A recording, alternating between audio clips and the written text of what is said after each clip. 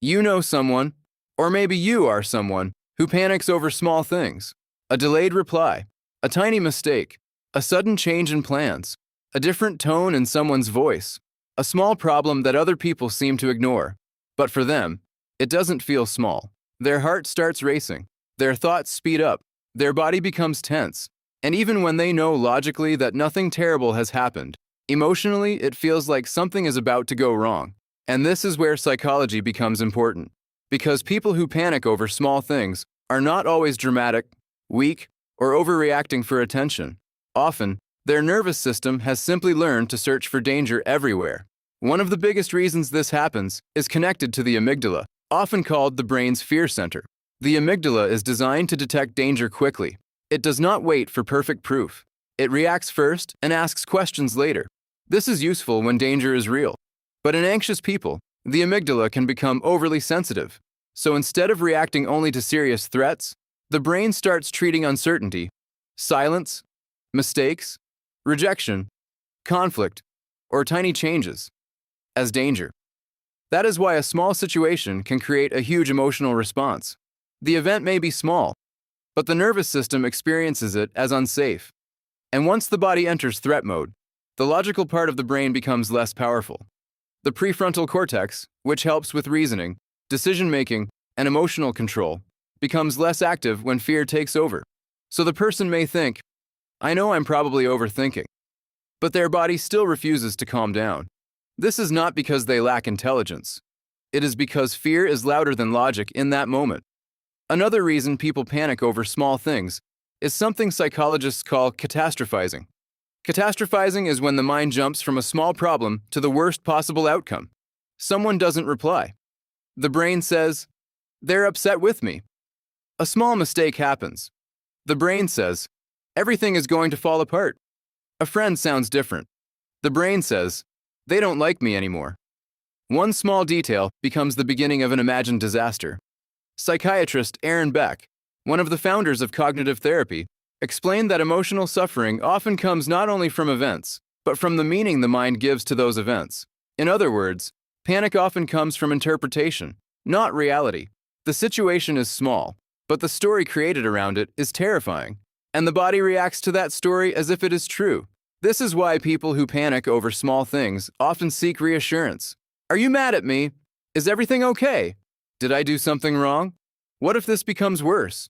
Reassurance feels calming for a moment, but the relief does not always last, because reassurance removes the anxiety temporarily, but it does not always teach the nervous system how to tolerate uncertainty. So the cycle repeats: worry, panic, reassurance, temporary relief, more worry. Another powerful reason is intolerance of uncertainty. Some people don't just dislike uncertainty. Their nervous system treats uncertainty like danger. They feel safest when things are clear, predictable, and under control. But life is not always predictable. People reply late. Plans change. Tone shifts. Problems appear suddenly.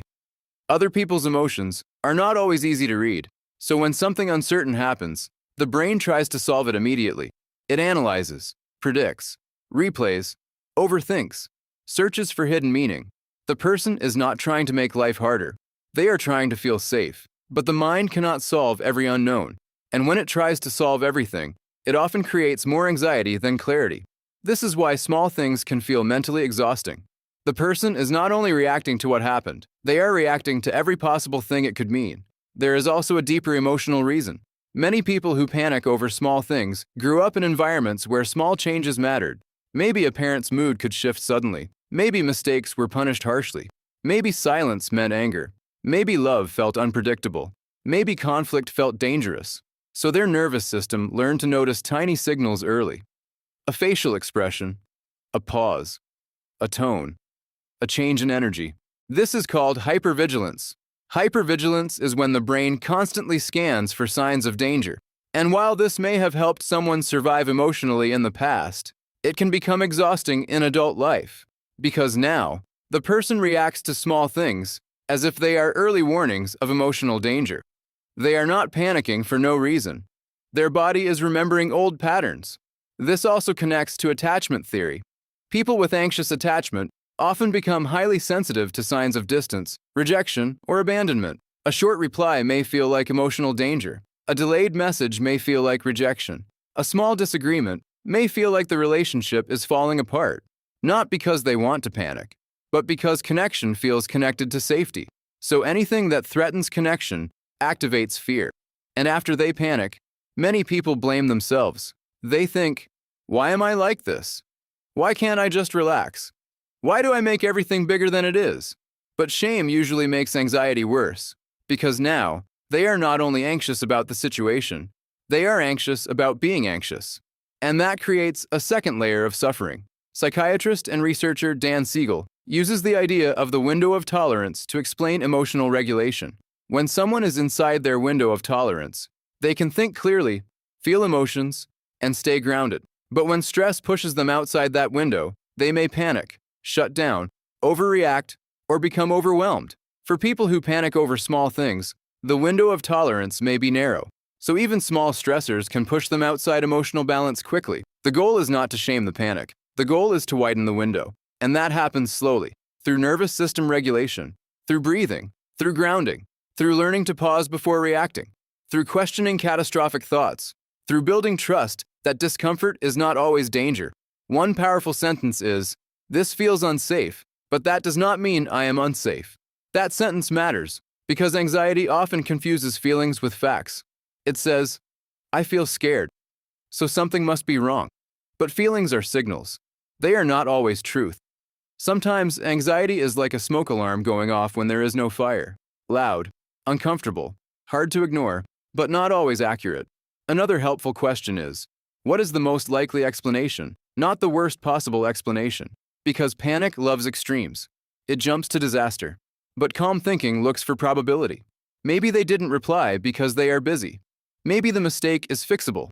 Maybe the tone was not about you. Maybe the situation is uncomfortable, but not dangerous. The goal is not to pretend everything is fine. The goal is to stop treating every small discomfort like an emergency. People who panic over small things are often deeply sensitive. They notice details others miss. They feel emotional shifts others ignore. They care deeply about relationships, outcomes, safety, and being understood. But sensitivity needs regulation. Without regulation, sensitivity becomes suffering.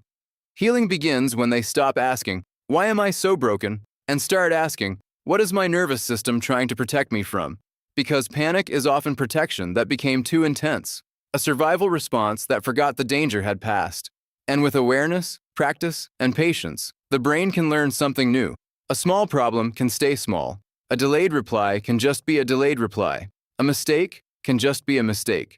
A feeling can be felt without being obeyed. And uncertainty can exist without becoming a disaster. That is emotional strength, not never panicking. But learning that panic does not have to control the entire story. If this video connected with you, comment which part felt most true.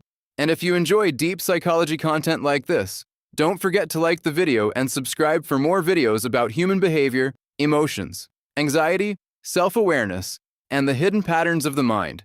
See you in the next one.